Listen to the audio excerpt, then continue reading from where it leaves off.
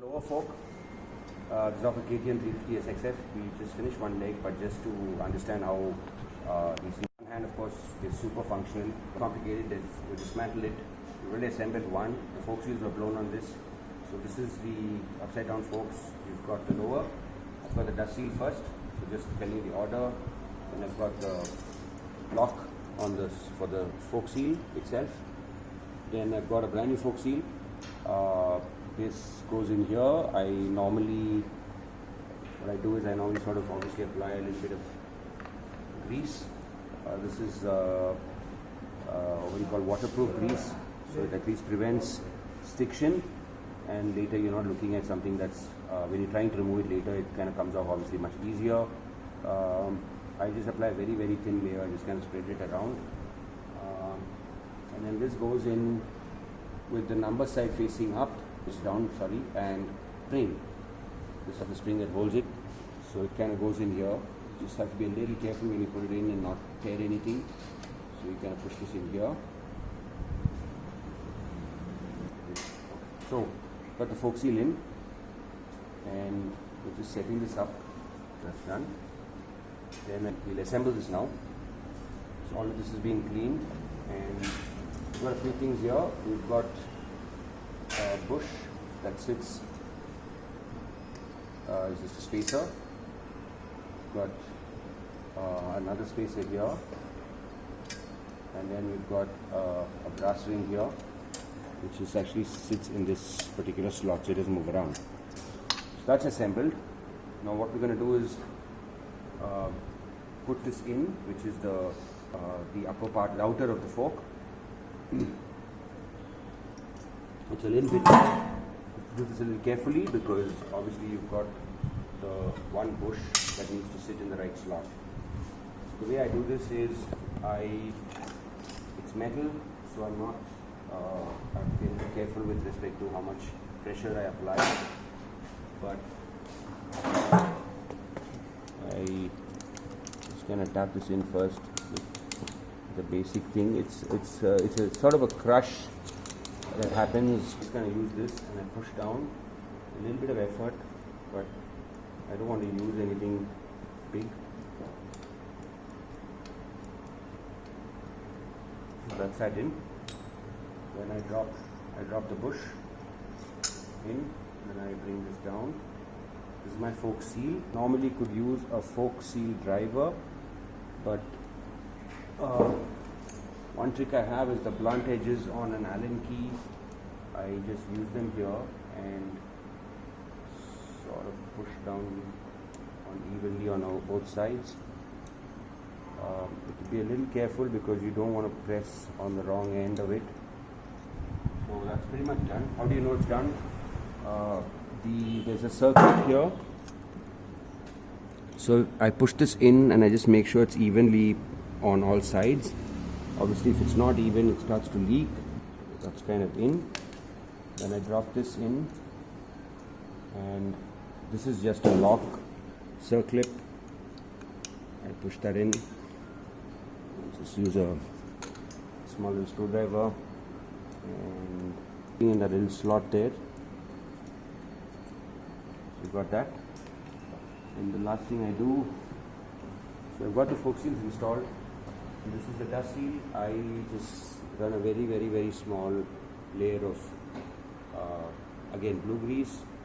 I kind of believe that this little bit of grease prevents dust from getting in, and at least it traps the dust to one extent, because this is it's a non-moving part, right? So I kind of use this, push that in, and that's pretty much it. So you've got your fork seals in. Step one.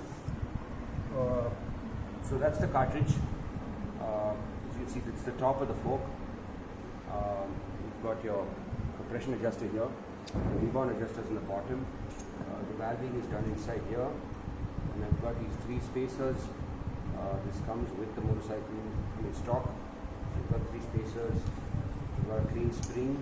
I'm using the stock spring. I'm not replacing the spring. I've got this in. This sits inside here. I've got this. I'm going to put the top end in, obviously down right now.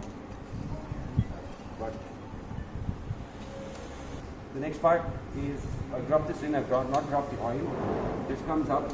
I'll just use this. I have a tool to lock this in place, so that I can. It's easier to obviously install these than pressing down with the hand. Bone adjuster is that this is the bottom of the fork, and I clean this. So I'm going to put this back.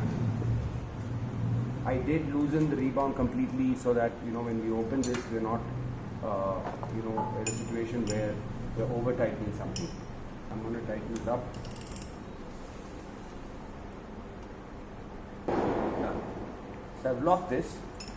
As you can see, it's probably still sitting on. It's not yet fully done. So what I do is I take this off. I drop it through this, and I still need to tighten this up, which I will put on a vise, but that's your bottom end. So we've got tightened up the bottom end. Now we'll flip it around.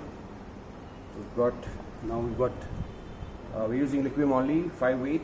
I think the recommended is 4, but we're going to use 5 here. I'm putting in 390 ml. So I would say an air gap of about 110 to 115 air gap. Okay, so that's the last bit. Cool. Done.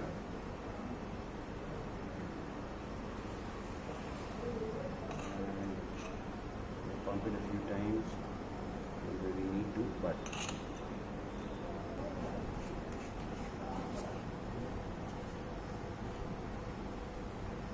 now got the coolest trick in the book. Those are from Murtaza at Goodwill Enterprises. That's a Nipex. It's a superb tool. It serves so many purposes. So something like this, which is, let's say this one's a 44 mm.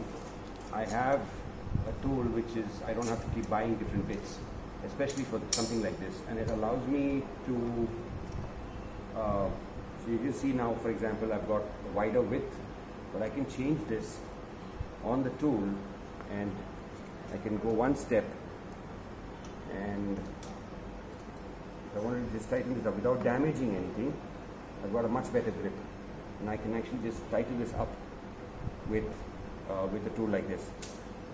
They come in different sizes. This is a 0 to 50, I think, or 60, 0 to 60. You get the smaller one, but this serves pretty much the way this is set up is, if you can sort of notice, is it expands. Once it locks in, it kind of locks into this slot. So you don't have only a regular plier might give you, let's say, 2 points of contact. That gives you 3 points of contact, and it's a pretty solid grip on this. So it's super useful. We have in the past bought, different bits for different forks, and then I think I realized that this is so useful, and you don't have any damage in terms of opening this with a big bit or a different kind of a spanner or monkey wrench. So it really is a useful tool. So here we go. This ends up here.